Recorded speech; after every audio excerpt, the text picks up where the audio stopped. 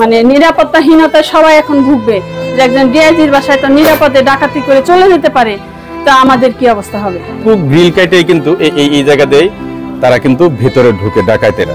আমাদের জীবনে আমার দাদাদের আমলে বা আমার বড় দাদা ওনাদের আমলে কোনোদিন দেখি না যে এলাকা কোনোদিন ডাকাতি হয়েছে বা আমাদের বাড়িতে কোনোদিন ওপেন থাকছে, আমরা কোনো দরজাও লাগে নেই, এরকম গেটও লাগানোর মতো তেমন কিছু না। আর সেইখানে আমরা এরকম এখন এরকম মানে এটা স্বাধীনতার খুব মানে এটা মানে সবার জন্য একটা অশনি সংকেত আমি মনে করি, কারণ এটা নিরাপত্তাহীনতায় আমরা ভুগতেছি। আসসালামু আলাইকুম। পুলিশের এডিশনাল ডিআইজির বাসায় ডাকাতি। গাজীপুর জেলার কালিয়াকৈর উপজেলার মধ্যপাড়া ইউনিয়নের ঠেঙ্গারবন্দ এলাকায় জনাব নাজমুল আলম সাহেব, তার বাড়িটা আমার পিছিয়ে দেখছেন, নাজমুল আলম সাহেবের মেয়ে আবিদা সুলতানা পুলিশের এডিশনাল ডিআইজি হিসেবে রেলওয়ে পুলিশে সংযুক্ত আছে। তার বাসায় আজকে রাতে দুর্ধর্ষ ডাকাতি হয়েছে। চলেন যাই ডাকাতির সে বিষয়টা আপনাদের ঘুরে ঘুরে দেখায়। ফলক বাড়ির নাম ফলক, আপনারা দেখছেন কন্যা নিবাস নাজমুল আলম কাউসার বেগম, এইটা আপনাদের দেখাইলাম।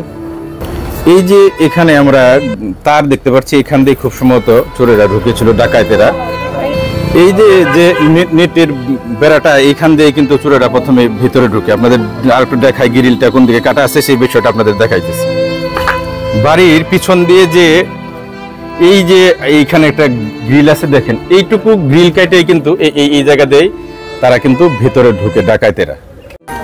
আমরা এখন কথা বলবো এই জনাব নাজমুল আলম সাহেবের বড় মেয়ে এবং এডিশনাল ডিআইজি আবিদা সুলতানার বড় বোন। আপা, আপনার নামটা বলবেন? আমার নাম রেবেকা সুলতানা। রেবেকা আপা, এই যে আপনাদের বাসায় যে ডাকাতি হইলো, আপনি তো সবার বড় বোন, আপনারা কখন জানতে পারলেন যে ডাকাতিটা হয়েছে? ডাকাতি হয়ে যাওয়ার পরে আমার আম্মার আব্বার একটা কাজের মহিলা ছিল তো বাড়িতে, মার কাজের মহিলাটা যে আমাদের প্রতিবেশী হারুন, মুক্তার হারুন, ওনার বাড়িতে যে ওনার ছেলেদের আর ওরা ডেকে আনে, মোবাইল টোবাইল তো সব নিয়ে গেছে। পরে হারুন এসে ফোন করে আমাকে 3:30টার দিকে ফোন করে বলে যে বাসায় ডাকাতি হয়ে গেছে। তারপরে যে আপনারা আসার পরে দেখলাম পুরো বাসা তছনছ, একদম 2তলা 3তলা। ওরা মনে হয় আগে গ্রিল কেটে, ড্রয়িং রুমের গ্রিল কেটে ভিতরে ঢুকে আগে মনে হয় 2তলা 3তলা তছনছ করছে। তারপরে হয়তো নিচের অন্যান্য রুম, আমরা তো কোনো রুম তালা দেয় না, জাস্ট সামনের রুমের লকটা থাকে, তো লক ভেঙে ওগুলা দেখছে। আর সব রুম ওপেন থাকে, খোলা। তাতে কি করে কি নিছে জানতে পারছেন? নেওয়ার মধ্যে আমার এক বোনের বিয়ের গয়না ছিল, ওই গয়নাগুলো নিয়ে গেছে সব। আমার আম্মার গয়না ছিল, ওইগুলো নিচ্ছে। কত কয় ভরি হইতে পারে আনুমানিক? 7 ভরি তো বোনেরই হবে, ওর বিয়ের সব 7-এর উপরে। আর আম্মার ছিল তো 10 ভরির মতো হবে হয়তো, আর আমরা সঠিক জানি না।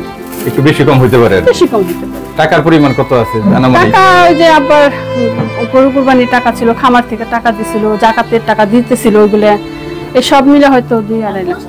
গুরুস্থানের টাকা ছিল ওই একটা ব্যাগে, এগুলো সব তছনছ করে। আমার বোনদের বাচ্চাদের সালামির টাকা ছিল, এগুলা বাড়িতে থাকে যা আর কি, ওইগুলো সব। আপনার বোন একজন ডিআইজি পুলিশের এডিশনাল ডিআইজি, এইটাই তো, এটা আসলে খুব আমাদের বাংলাদেশ মানে আমি মনে করি এটা আমাদের ঠেঙ্গারবন্দ হলো সবচেয়ে শান্তিপূর্ণ আমাদের এই মধ্যপাড়া ইউনিয়নের, আমাদের এই এলাকা এবং এই হাজীবাড়ি এবং এই ঠেঙ্গারবন্দ আমাদের গ্রামটা। আমাদের জীবনে আমার দাদাদের আমলে বা আমার বড় দাদা ওনাদের আমলে কোনোদিন দেখি না যে এলাকা কোনোদিন ডাকাতি হয়েছে বা আমাদের বাড়িতে কোনোদিন ওপেন থাকছে, আমরা কোনো দরজাও লাগে নেই, এরকম গেটও লাগানোর মতো তেমন কিছু না। আর সেইখানে আমরা এরকম এখন এরকম মানে এটা স্বাধীনতার খুব মানে এটা মানে সবার জন্য একটা অশনি সংকেত আমি মনে করি, কারণ এটা নিরাপত্তাহীনতায় আমরা ভুগতেছি। কারণ এরকম হওয়ার কথা না, কারণ আমাদের এলাকা শান্তিপূর্ণ এলাকা এবং সবাই সবাইকে আমরা চিনি, সবাই সবার আপনজন এবং আপদে বিপদে সবাই সবার কাছে দৌড়ে আসি। সেইখানে এরকম একটা বাড়িতে এরা বৃদ্ধা মানুষ বাসায় থাকে, এটা তো অনেক কিছু হয়ে যেতে পারতো। বয়স্ক মানুষ, আমার আব্বাটা অসুস্থ, মাত্র হাসপাতাল থেকে আসছে, ওনার কিছুদিন আগে ব্লক ধরা পড়ছে, ব্লক হাসপাতাল থেকে ইয়া করে আসছে। তো ওনাদের এরকম ভয়ভীতি দেখে ওনার হাত বেঁধে এরকম করে জিনিসগুলো নিয়ে যাওয়া, মানে এটা খুব আমাদের জন্য খুব। এলাকার কেউ জড়িত আছে এরকম কিছু মনে করেন আপনারা? না, এরকম কোনো কিছু মনে করি না, কারণ এলাকাটা এখন আমাদের নিজেদের এলাকা। এখন এত বাইরের মানুষ চলে আসছে, এই এলাকাটা এত উশৃঙ্খল মতো হয়ে গেছে, এটা নিরাপত্তা আসলে জোরদার আমাদের এলাকার মানুষের সংঘবদ্ধ হওয়া দরকার আমি মনে করি, কারণ বাইরের মানুষ বেশি চলে আসছে আমাদের এই এলাকায়। কে কিভাবে আইন শৃঙ্খলা বাহিনী আপনাদের কতটুকু, যেহেতু পুলিশেরই বাসা, এটাই তো দুঃখ। এইটাই তো, এটা শুধু আমার জন্য না, এটা আমি মনে করি আমাদের এলাকার প্রত্যেকটা মানুষেরই এটা একটা মানে নিরাপত্তাহীনতায় সবাই এখন ভুগবে যে একজন ডিআইজির বাসায় তো নিরাপদে ডাকাতি করে চলে যেতে পারে, তা আমাদের কি অবস্থা হবে? তো তো এই আমরা কি পাইলাম বা আমরা কি আশা করি? আমরা নিরাপদে ঘুমাইতে চাই। কালিয়াকৈর থানা মৌচাক পুলিশ ফাঁড়ি এদের সহযোগিতা পাইছেন? এরা চলে আসছে, এরা ডাকাতি করার পরে আমি আমার বোনকে ফোন দিচ্ছি, যে হারুন ও ফোন দিচ্ছে, সাথে সাথে ওনারা কাছেই ছিল। এরা ডাকাতি করা খুব সম্ভব 10-20 মিনিটের মধ্যে আমাদের বাড়িতে চলে আসছে, কিন্তু ততক্ষণ তো ডাকাত চলে গেছে। সহযোগিতা করতেছে, কিন্তু ডাকাত তো চলে গেছে। এখন ধরে যদি দেখাইতে পারে তাহলে আমরা বুঝবো যে আমরা এটা আশা করি যে পুলিশের ডিআইজি বাসায় যখন ডাকাতি হয়েছে পুলিশ এটা দৃষ্টান্ত স্থাপন করবে, অবশ্যই দৃষ্টান্ত স্থাপন করা উচিত। এবং আমি মনে করি এটা শুধু আমাদের জন্য না, এটা সবার জন্য। কারণ এখানে যদি পার পেয়ে যায় এরা, তাহলে অন্যান্যদের কি হবে? ওরা কোথায় সাহায্য চায়, কার কাছে বিচার চাবে, কার কাছে চাবেন?